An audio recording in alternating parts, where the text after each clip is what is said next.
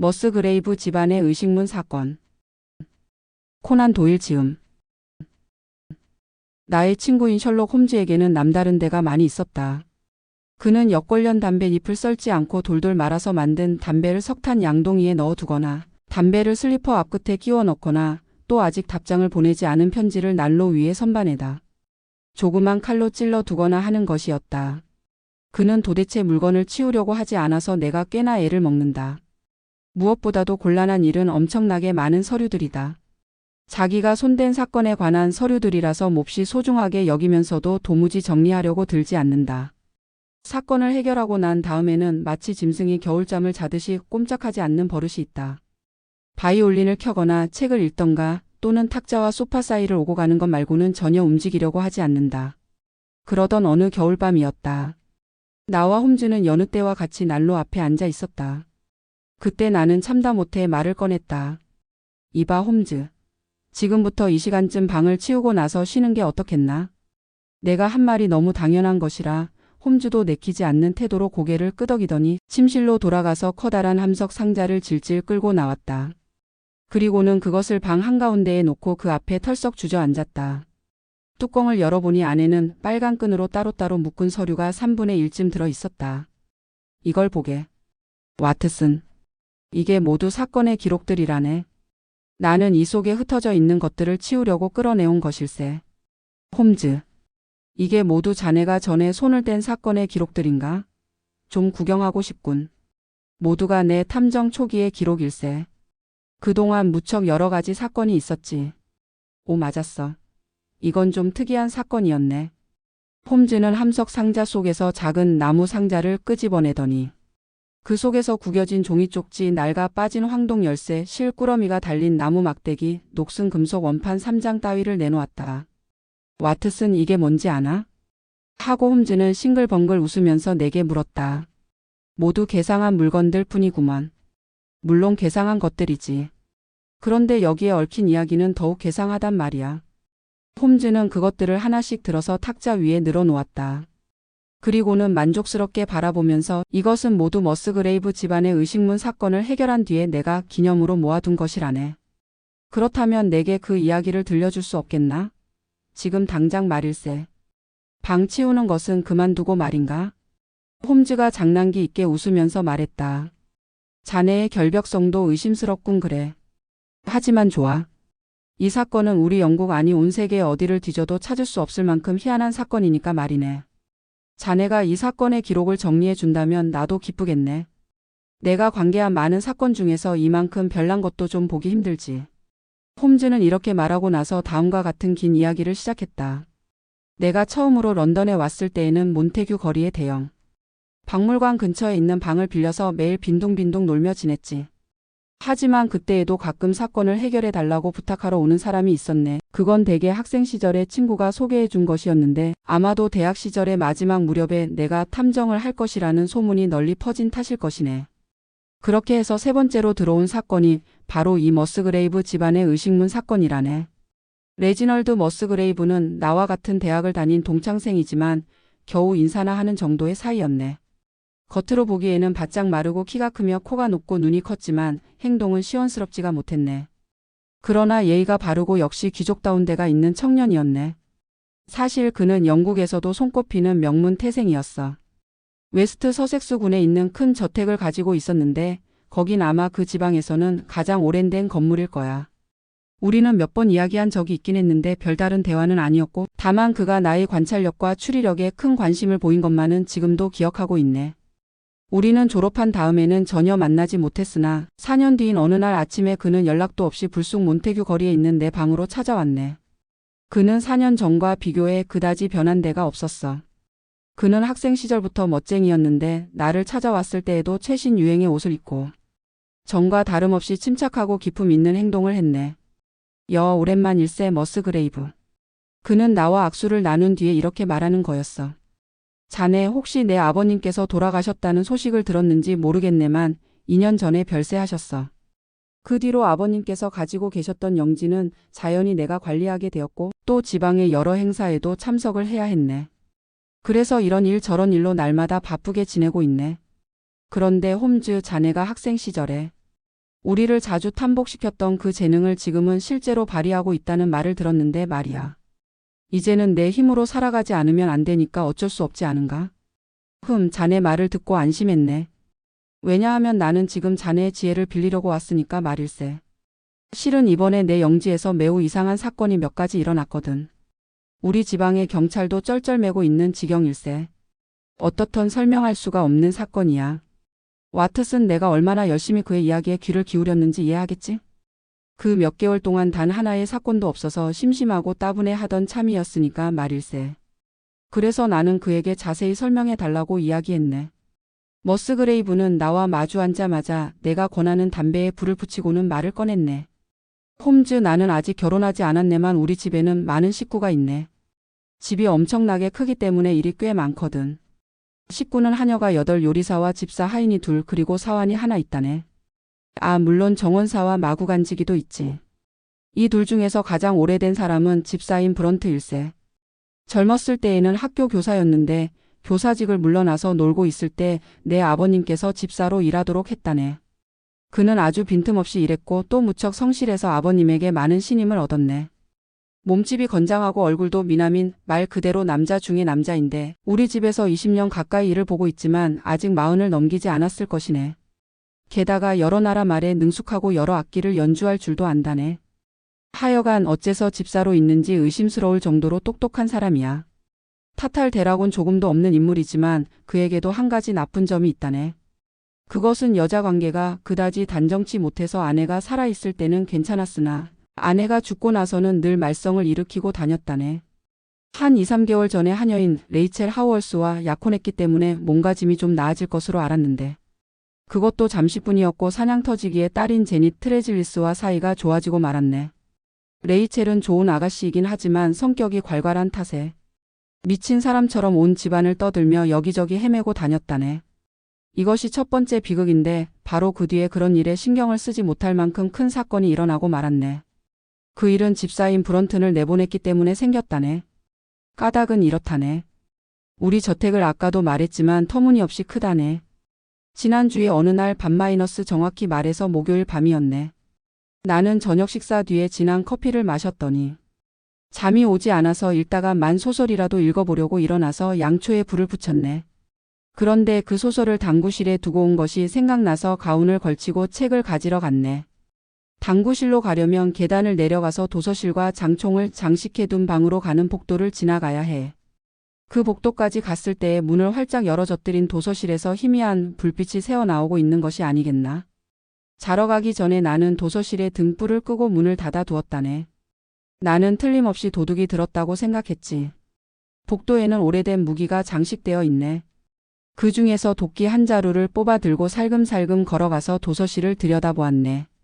그런데 그 안에는 브런튼 집사가 있지 않겠나. 옷도 낮에 입은 그대로였는데 안락 의자에 걸터 앉아서 무릎 위에는 무슨 지도 같은 종이를 얹고 두 손은 턱에 받친 채로 가만히 뭔가를 생각하고 있는 거야. 나는 놀라서 어둠 속에서 그가 하는 행동을 죽 살폈다네. 책상 위에는 양초를 세워두어서 희미하게 사방을 비치고 있더군. 그는 잠시 뒤에 일어나서 벽 쪽에 있는 양복장으로 가더니 열쇠로 서랍을 열더군. 그리고 그 속에서 종이 한 장을 끄집어내고는 다시 의자로 돌아와서 촛불 옆에다 종이를 펼쳐놓고는 열심히 조사하기 시작하는 거야. 우리 집안의 문서를 그렇게 자세히 들여다보고 있는 것을 보니 그만 화가 치밀어 올라 나도 모르게 앞으로 나아갔네. 브런트는 내가 들어온 것을 알고는 얼굴색이 바뀌면서 일어서더군. 그리고는 처음에 들여다보던 지도 같은 종이를 허둥지둥 조끼 호주머니에 집어넣지 않겠는가. 그래서 나의 신뢰를 배반하고 이런 짓을 하다니. 은혜도 모르는 사람 같으니라고. 내일 아침에 당장 떠나게. 나는 화가 나서 이렇게 소리쳤다네. 그러자 집사는 고개를 푹 숙이고 한마디도 대꾸하지 않은 채 내 옆을 지나서 나가 버리는 것이었네. 양초는 아직도 책상 위에서 타고 있었네. 그래서 나는 브런튼이 서랍에서 끄집어낸 종이가 무엇인지를 조사했더니 어이없게도 그것은 중요하고 어쩌고 할 물건이 아니더란 말일세. 우리 머스그레이브 집안의 의식문이라고 불리는 것으로서 오랜 옛날부터 전해 내려오는 의식의 문답을 베낀 것이었네. 몇 세기 동안이나 머스그레이브 집안의 장남이 성년이 되면 그 문답을 외워야 했네. 그것은 오직 머스그레이브 집안에만 필요한 것이어서 문장이나 가문과 마찬가지로 다른 사람들에게 실용적인 값어치는 조금도 없다네. 나는 브런튼이 두고 간 열쇠로 서랍을 잠그고 방을 나가려고 내. 그런데 어느새 왔는지 브런튼이 방 입구에 서 있어서 깜짝 놀랐지. 브런튼은 볼멘 소리로 이렇게 말하는 것이었네. 날이 억울합니다. 저는 지금까지 쭉 정직하게 일해온 것을 자랑으로 삼아왔습니다.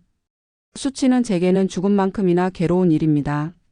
이런 하찮은 일로 쫓겨나다니 정말 부끄럽습니다. 부디 용서해 주시기 바랍니다. 그러나 아무래도 용서하실 수가 없다면 부탁입니다. 한 개월의 여유를 주십시오. 그리고 쫓겨나는 것이 아니라 제가 스스로 나가는 것으로 해 주십시오. 뻔뻔스러운 소리를 다 하는군. 자네가 한 짓이 얼마나 비열한 행동이란 것을 모르는가. 하지만 오랫동안 우리 집에서 일한 것을 생각해서 많은 사람들 앞에서 모욕은 주지 않겠네. 그렇지만 한 개월은 너무 길어. 지금부터 일주일 안으로 나가주기 바라네. 나가는 이유는 자네가 좋도록 꾸며도 돼. 겨우 일주일입니까? 브런트는 실망한 듯이 적어도 2주일 날이 적어도 2주일의 여유는 주십시오. 안 돼. 일주일이야. 그것도 나로서는 크게 생각해 준 거야. 브런트는 크게 낙담한 듯이 맥없이 사라졌네. 나는 촛불을 끄고 침실로 갔지. 그 일이 있은 뒤 이틀 동안 브런트는 참으로 자기 일을 열심히 했네. 나는 그날 밤에 일을 한마디도 꺼내지 않고 그가 저지른 짓을 어떻게 마무리할 것인가 지켜보고 있었다네. 그런데 사흘째 되던 날 아침에 브런튼이 나타나지 않았네. 날마다 아침 식사 뒤에 내게 와서 그날 할 일을 지시받곤 했는데 말이야. 내가 식당을 나왔을 때 우연히 하녀인 레이첼을 만났지. 브런튼과 약혼했다가 나중에 파혼을 당한 아가씨라네. 이 아가씨는 그때 받은 충격을 아직도 이겨내지 못한 모양인지 애처로울 만큼 얼굴이 야위어 있었어. 나는 너무 측은해서 위로를 해주었네. 좀 더 누워 있어야 하지 않겠나, 레이첼? 몸이 충분히 나아지고 나서 일을 하도록 하지. 그러자 레이첼은 뭐라고 형용할 수 없는 묘한 표정으로 나를 바라보고 있었기 때문에 이 아가씨가 정말 돌아버리지 않았나 하고 걱정이 되더군. 아닙니다, 나리. 이제는 완전히 나았어요. 의사에게 한번 진찰을 받아봐야겠어. 당분간 일을 하지 말고 쉬도록 해. 그리고 아래로 내려가거든 브런튼에게 올라오도록 일러라. 집사님은 떠났습니다. 떠나다니 어디로? 어디로 떠났는지는 아무도 모릅니다. 방에는 없어요. 그분은 가버렸어요. 레이첼은 이렇게 말하고 나서 벽에 기대어 날카롭게 웃어젖히지 않겠나? 나는 이 갑작스러운 발작에 더럭 겁이 나서 초인종을 눌러 사람들을 불렀네. 레이첼은 끊임없이 웃기도 하고 흐느껴 울기도 하면서 자기 방으로 끌려갔네. 그래서 나는 직접 브런튼을 찾아 나섰다네. 그의 침실로 가보았더니 침대에는 잠을 잔 흔적이 없었고 또 아무도 그의 모습을 보지 못했다고 하더군. 집안을 둘러보아도 어느 창문이나 모두 안에서 꼭 잠겨 있었네. 게다가 그의 옷이나 시계, 또 돈이나 그 밖의 물건들도 그대로 있었네. 다만 그가 평소에 입고 다니던 검은 양복만은 보이지 않았네. 실내용 구두도 보이지 않았으나 외출용 구두는 제자리에 있더군. 머스그레이브는 여기에서 잠깐 숨을 돌렸다가 다음 이야기를 계속했네. 물론 우리는 다락방에서부터 지하실까지 모조리 뒤졌다네. 그러나 그의 모습은 어디에서도 보이지 않았어. 우리 저택은 오래된 건물인데다가 본관은 전혀 사용하지 않아서 그야말로 미궁과 비슷하다네. 그래도 우리는 이리저리 흩어져서 구석구석 찾아보았어. 그런데도 브런트는 보이지 않았어. 그럼 도대체 어디에 갔단 말인가? 지방 경찰에 부탁했지만 역시 찾아내지 못했다네. 이런 소동 중에 또 다른 사건이 일어나서 나는 그쪽에 온통 넛을 빼앗기고 말았네. 그것은 하녀인 레이첼이 그 뒤로 이틀 동안 아주 증상이 심해져서 헛소리를 짓거리다가 벼랑간 미친 듯이 웃어 젖혀서 손도 쓸 수 없을 만큼 히스테리 상태가 심했다네. 그래서 간호사를 데려다가 밤에는 곁에서 돌보게 했네. 그런데 브런튼이 사라진 사흘째 되던 날. 밤에 레이첼이 깊이 잠이 들자 간호사는 안심하고 의자에 걸터 앉은 채로 꾸벅꾸벅 졸았던 모양이네. 새벽녘에 간호사가 문득 눈을 떠보니 침대가 비어 있는 거였어. 창문이 열려 있는 채로 말일세. 물론 레이첼은 아무 데도 없었고. 나는 그 말을 듣고 급히 하인 두 사람을 데리고 레이첼을 찾으러 나갔네. 그녀가 걸어간 방향은 쉽사리 알아내었네. 발자국이 창문 아래에서부터 잔디밭을 지나 연못 가까이나 있었기 때문이야. 하지만 발자국은 거기에서 없어졌다네. 그곳은 우리 땅에서 바로 바깥 지름길로 나가는 곳이었어. 연못은 깊이가 3미터쯤 되네. 머리가 좀 이상해진 레이첼의 발자국이 연못가에서 사라져 버린 것을 본 우리의 마음이 어떠했을까를 짐작하겠지. 물론 연못을 모두 퍼냈네. 그러나 이상하게도 시체가 없었어. 그 대신 생각지도 않았던 것을 끌어올렸네. 그것은 삼배 자루였는데 속을 뒤져보았더니 녹이 슬어 빛이 바랜 큰 금속 덩어리와 돌인지 유리인지 알 수 없는 것이 몇 덩어리 들어 있었네. 연못 바닥에서 끌어올린 물건은 그것뿐이었고 어저께도 여럿이 사방을 찾아보았지만 레이첼과 브런튼의 행방을 전혀 알아내지 못했네. 지방 경찰도 이제는 손을 들고 말았어. 그래서 나는 마지막으로 자네를 찾아온 것일세. 머스그레이브는 여기까지 단숨에 말하는 거였어. 홈즈는 이렇게 긴 이야기를 끝내고 나서 파이프 담배를 맛있게 피우더니 나를 돌아보며 말했다. 와트슨, 내가 얼마나 진지하게 이 괴상한 사건에 귀를 기울이고 머리를 짜냈는가를 자네는 알 것일세. 집사가 사라졌고 하녀도 없어졌네. 그 하녀는 집사와 약혼하고 그를 사랑했으나 나중에 약혼을 일방적으로 파혼당한 것에 심한 충격을 받고 틀림없이 마음속으로부터 집사를 미워했겠지. 그녀는 또한 괄괄한 성격을 가진 여자였어. 그렇기 때문에 집사가 없어진 것을 알고 난 뒤에 몹시 흥분했네. 그리고는 머리가 이상해져서 까닭은 알 수 없지만 그녀는 이상한 물건이든 삼배 자루를 연못 속에 던져버리고 사라졌네. 이상이 이 사건에 대한 실마리의 자료로는 전부일세. 하지만 이들은 단 하나도 사건의 중심에 관계되는 것이 없다네. 그래서 나는 머스그레이브에게 이렇게 말했어. 나는 꼭 그 문서를 보고 싶은데 집사가 자기 지위를 내던지면서까지 보고 싶어 했던 그 종이 쪽지를 말이야. 그랬더니 머스그레이브는 좀 우스꽝스러운 내용이라네. 이것이 그 문서를 베낀 것인데 머스그레이브 집안의 대대로 전해 내려오는 전통 의식의 문답일세. 이렇게 말하면서 내게 건네주었는데 그게 바로 이 종이 쪽지일세. 한번 읽어볼 테니 잘 듣게. 마이너스 그것은 누구의 것이었던가? 사라져간 사람의 것이다. 마이너스 그것을 손에 넣는 사람은 누구인가? 나중에 오는 사람이다. 마이너스 무슨 달이었던가? 맨 처음부터 6번째이다. 마이너스 해는 어디에 있었는가? 떡갈나무 위에 있었다. 마이너스 그늘은 어디 있었는가? 느릅나무 아래 있었다. 마이너스 어떻게 걸었는가? 북쪽으로 열과 열, 동쪽으로 5과 5, 남쪽으로 2과 2, 서쪽으로 하나와 하나, 그리고 그 아래 있다. 마이너스 무엇을 찾아내면 좋은가? 우리가 가진 모든 것을. 마이너스 무슨 이유로 바치는 것인가? 신의를 위해서이다. 머스그레이브 집안의 의식문 사건 마이너스 2부. 자 보게 와트슨, 여기에는 날짜가 적혀 있지 않으나 낱말의 맞춤법을 보면 17세기 중반기에 쓰여진 것 같네. 내가 그런 말을 하자 머스그레이브가 이렇게 말하더군. 홈즈, 이런 건 아무리 조사해봐야 이 사건의 해결에는 쓸모가 없을 것으로 생각되네. 그래서 내가 대답해 주었네. 또 하나의 수수께끼가 생긴 셈이야. 먼저 번 수수께끼보다 내게는 오히려 더 흥미가 있네. 어쩌면 어느 한쪽이 풀리면 다른 쪽은 저절로 해결될지도 몰라. 머스그레이브, 자네 집사란 친구는 여간 영리한 남자가 아니군 그래. 미안한 말이지만 머스그레이브 집안 10대의 주인이 모두 달려들어도 이겨내지 못할 만큼 영리한 사람일세. 글쎄, 과연 그럴까? 나는 이런 의식문은 전혀 쓸모가 없다고 생각하는데. 그렇지만 나는 아주 중요한 의미가 있다고 믿네. 아마 집사도 나와 같은 생각을 가졌을 거야. 자네에게 그날 밤에 현장을 들키기 전에도 집사는 이 의식문을 여러 번 보았을 것이네. 물론 그럴지도 모르지. 우리 집에서는 그것을 애써 감추어 두려고 하지 않았기 때문에 말일세. 내 생각으로는 아마 그날 밤에는 그 내용을 확인하기 위해서 끄집어내서 읽었다고 생각하네. 어떤 지도 비슷한 것을 가지고 서로 맞추어가며 보고 있다가 자네가 들어가는 바람에 허둥지둥 감추더라고 했었지. 맞았어. 하지만 집사가 어째서 우리 집안의 옛날 의식문 같은 것에 관심을 가지는 것일까? 그리고 이 잠꼬대 같은 문답은 도대체 무슨 뜻일까? 그 뜻을 밝히기는 그다지 힘들지 않을 걸세. 자네 형편만 괜찮다면 내가 자네 저택에 가서 좀 더 자세히 조사해보고 싶은데. 이렇게 해서 그날 오후에 우리는 머스그레이브 집안의 영지로 가게 되었네. 자네도 틀림없이 그 유명한 건물을 사진으로 보았거나 말로 들었을 것이네. 그래서 간단히 설명하겠는데 그 건물은 기역자 꼴로 되어 있고 그 기역자의 짧은 쪽이 오래된 본관이고 긴 쪽은 나중에 지은 신관이라네. 본관 중앙에 튼튼한 주춧돌에 얹혀있는 문틀 위에 1607년이라고 연도가 새겨져 있지. 벽은 엄청나게 두껍고 창문은 또 너무 작아서 18세기 무렵부터는 사람이 살지 않아서 그때는 창고 정도로 밖에는 쓰이고 있지 않더군. 건물 둘레에는 훌륭하게 자란 큰 나무들이 무성한 정원이 있고 그 건물에서 200m쯤 떨어진 곳에 아까 말한 연못이 가로수길 옆에 있었다네.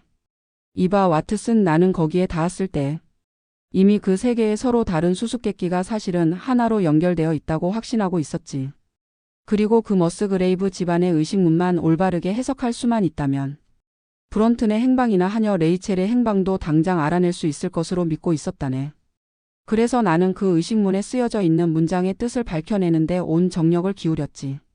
왜 브런트는 그 옛날의 문답을 그렇게 열심히 들여다보았겠나? 물론 브런트는 이 문답 속에서 그 집안 주인들이 알아차리지 못한 것을 발견해내고 무엇인가를 찾으려고 한 것이네. 그렇다면 그 비밀이란 도대체 무엇일까? 그리고 그 비밀이 브런튼에게는 어떤 이익을 가져다 줄 것인가? 나는 그 의식문을 여러 번 읽고 곰곰이 생각했다네. 그 문장은 어딘가의 장소를 가리키고 있으며 그곳만 찾아내면 머스그레이브 집안의 의식문에 담겨 있는 수수께끼도 자연히 풀릴 것이 틀림없다고 생각한 것이네. 여기에는 우선 두 가지 실마리가 있네. 바로 떡갈나무와 느릅나무일세. 떡갈나무는 쉽게 찾아냈지. 건물의 바로 앞 찻길 왼쪽에 훌륭히 자란 커다란 떡갈나무가 버티고 서 있더군. 나는 마차 속에서 그 떡갈나무를 올려다보며 머스그레이브에게 물었지. 이 큰 나무는 그 의식문이 쓰여진 시대에서부터 쭉 여기에 있었나? 물론이지. 이건 적어도 노르만 정복시 대천 66년에 노르만인들이 영국을 정복하여 왕국을 세운 시대에서부터 있었다고 생각하네.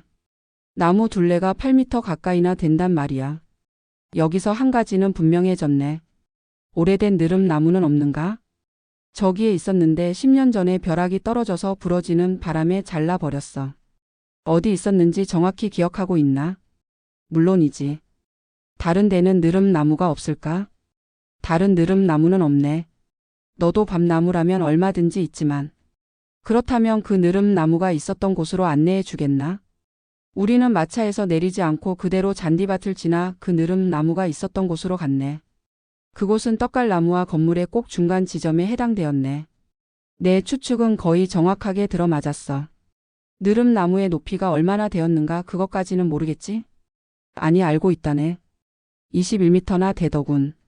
어떻게 그걸 알았나? 나는 기대 밖의 일이라서 깜짝 놀라 이렇게 물었네. 뭐 어려운 것도 아니지.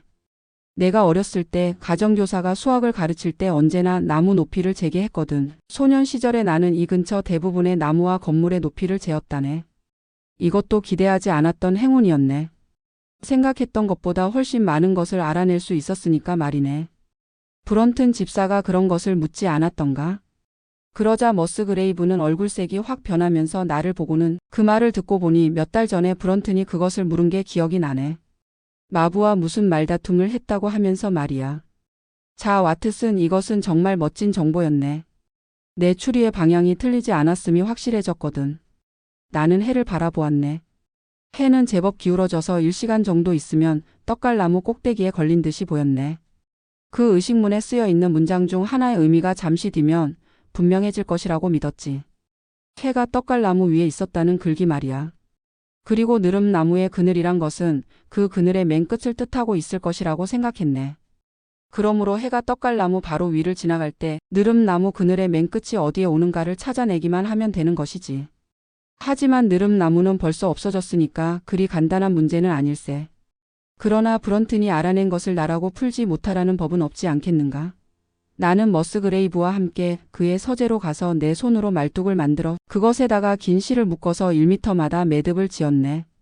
그리고는 꼭 2m가 되는 낚싯대 2자루를 가지고 느릅나무가 있던 곳으로 나갔네. 마침 해는 알맞게 떡갈나무 꼭대기를 스치려던 참이었어. 나는 낚싯대를 땅에 세우고 그늘의 방향과 길이를 재었지. 그러자 꼭 그늘이 3m가 되더군. 여기까지만 풀면 나머지는 간단하지 않은가. 길이가 2m 되는 낚싯대의 그늘이 3m가 되었다면 21m 되는 나무는 31.5m의 그늘을 만들 것이란 말일세.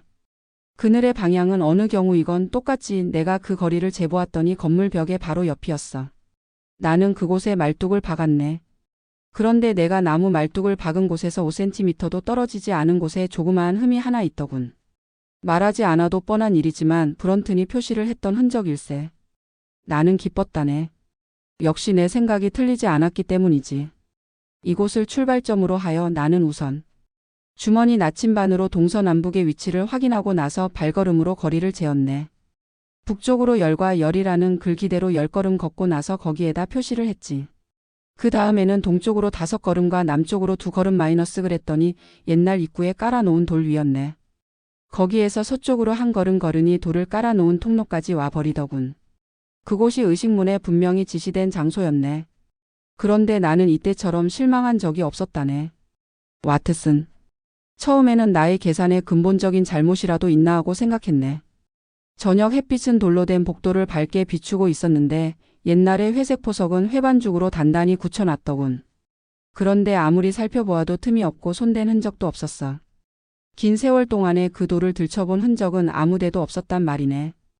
브런튼이 손을 댄 흔적이 없었어. 바닥을 쿵쿵 두드려 보았으나 어디서나 똑같은 소리가 울리더군. 갈라진 틈이나 금이 간 곳이 있는 것 같지도 않았어. 그래서 나는 어디서 잘못되었나 다시 생각해 보았네. 그때 머스그레이브도 겨우 내가 무엇을 하고 있는지 알아차린 모양이었어. 그는 나와 함께 다시 그 의식문을 꺼내놓고 조사했네. 그리고 그 아래 있다 마이너스라고 쓰여 있잖나. 홈즈 자네는 그 아래란 말을 못 보고 넘어간 것일세. 나는 그리고 그 아래라는 말을 파내라는 뜻으로 알고 있었는데 곧 그것이 잘못이라는 것을 깨달았네. 그럼 이 아래에 지하실이 있다는 건가? 그렇다네. 이 건물을 지을 때 같이 만든 것인데 저 문으로 내려가게 되어 있네. 그래서 우리는 문을 열고 구불구불한 돌계단을 내려갔네. 머스그레이브는 구석의 통 위에 얹혀 있던 램프에 불을 붙였네. 사방이 환해져서 둘러보았더니 그곳이 바로 내가 생각했던 곳임을 알게 되었네. 그리고 우리보다 먼저 최근에 누군가 그곳에 왔었다는 것도 알았다네.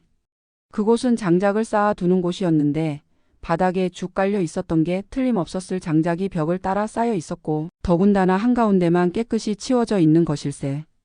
그 깨끗하게 치워진 바닥 중간쯤에 크고 무거우며 납작한 돌이 하나 있고 거기에 녹슨 쇠고리가 달려 있었네. 그걸 보자 머스그레이브가 큰 소리로 외치더군. 홈즈, 이걸 보게. 쇠고리에 두꺼운 목도리가 걸려 있네. 이것은 브런튼이 두르고 다니던 목도리라네. 나는 그가 이것을 목에 감고 있던 것을 본 적이 있어. 그가 여기서 대체 무슨 짓을 한 거지? 그때 나는 그 지방 경찰에 연락해서 경관을 보내달라고 말했네. 잠시 뒤에 경관 2사람이 왔다네. 나는 목도리를 잡아당겨서 무거운 돌뚜껑을 들어 올리려 했지만 도무지 혼자서는 불가능했네. 그래서 경관 1사람의 도움을 받아 겨우 들어 올렸다네. 그랬더니 그곳에 시꺼먼 구멍이 뻥 뚫려 있는 거였어. 머스그레이브가 구멍 가장자리에 무릎을 꿇고 램프로 구멍 밑바닥을 비췄다네. 구멍 깊이는 2m쯤이고 넓이는 사방 약 1m 정도인 작은 구멍이었어. 그리고 그 밑바닥에 한쪽에 노쇠 띠를 두른 나무 상자가 있었네. 그 상자는 뚜껑이 열려 있고 구식 열쇠가 열쇠 구멍에 꽂힌 채로 있었어. 상자 바깥쪽에는 먼지가 잔뜩 쌓여 있고 습기 탓일 테지만 상자 안쪽은 곰팡이가 잔뜩 쓸어 있더군. 상자 밑바닥에는 옛날 돈인 듯한 금속이 몇 개 흩어져 있었네. 하지만 나는 그때 그런 상자에 대해서 주의하고 있을 틈이 없었어. 왜냐하면 그 옆에 웅크리고 있는 검은 모습에 눈길이 쏠렸기 때문일세. 검은 옷을 입은 남자가 이마를 나무상자 모서리에 대고 2팔로 상자를 끌어안은 채 죽어 있더군. 시체를 잡아 일으켜서 얼굴을 들여다보니 그 사람이 바로 그때까지 찾고 있던 집사 브런튼이었던 거야. 죽은 지 며칠 된 모양인데 몸에는 칼에 다친 상처나 긁힌 자국이 전혀 없어서 어째서 죽었는지 알 수 없더군. 물론 그 밖에도 모르는 것이 많았어. 처음에는 그 의식문에 쓰여져 있는 곳만 발견하면 모든 문제가 저절로 해결될 줄로 알고 있었는데 이렇게 되고 보니 머스그레이브 집안의 선조가 조심조심해서 감추어둔 물건의 정체를 조금도 모르는 채 원점으로 돌아간 상태였어. 밝혀진 사실은 단지 브런튼이 죽었다는 것뿐이네. 브런튼이 어쩌다가 그런 꼴을 당했는지 또 하녀 레이첼이 어디에 있는지를 분명히 밝혀야만 했네. 그래서 나는 지하실 구석에 있는 나무통에 걸터 앉아서 처음부터 차근차근 사건을 정리해 보았네. 와트슨, 이런 경우에 내가 흔히 쓰는 방법을 잘 알고 있지?